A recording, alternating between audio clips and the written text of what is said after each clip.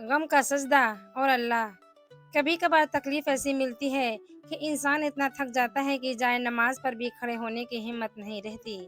پھر یوں ہی انسان سجدے میں گر جاتا ہے، نہ کوئی گلہ کرتا ہے، نہ کوئی شکایت، نہ لڑتا ہے، نہ زبان سے کچھ کہا بیان کرتا ہے۔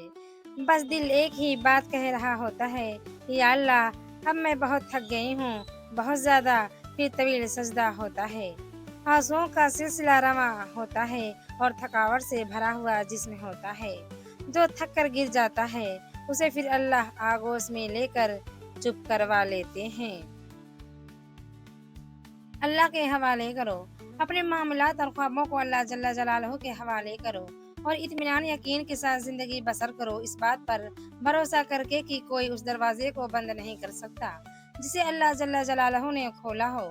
جب ہمارے خاموش وجود کو کوئی نہیں سنتا تو اللہ ہی سنتا ہے، پھر اللہ ہر بار مل جاتا ہے۔ جب جب پکارو مل جاتا ہے، ہاں انسان نہیں ملتے، اللہ مل جاتا ہے۔ اللہ دلوں کے حال جانتا ہے، اللہ غمگین دلوں کی مدد کرتا ہے۔ اپنے اللہ کے ہو جاؤ۔ دنیا تمہارے بارے میں کیا بولتی ہے، دنیا تمہیں کس نظر سے دیکھتی ہے، اس کی پرواہ کرنا چھوڑ دو۔ ان کی باتوں پر صبر کرو اور بس اپنے رب کو راضی رکھو۔ دنیا بولتی رہے گی اور بولتے بولتے یہ دنیا ہی فنا ہو جائے گی، اور پھر اللہ ہی ہے جس کو ہم جواب دہ ہوں گے۔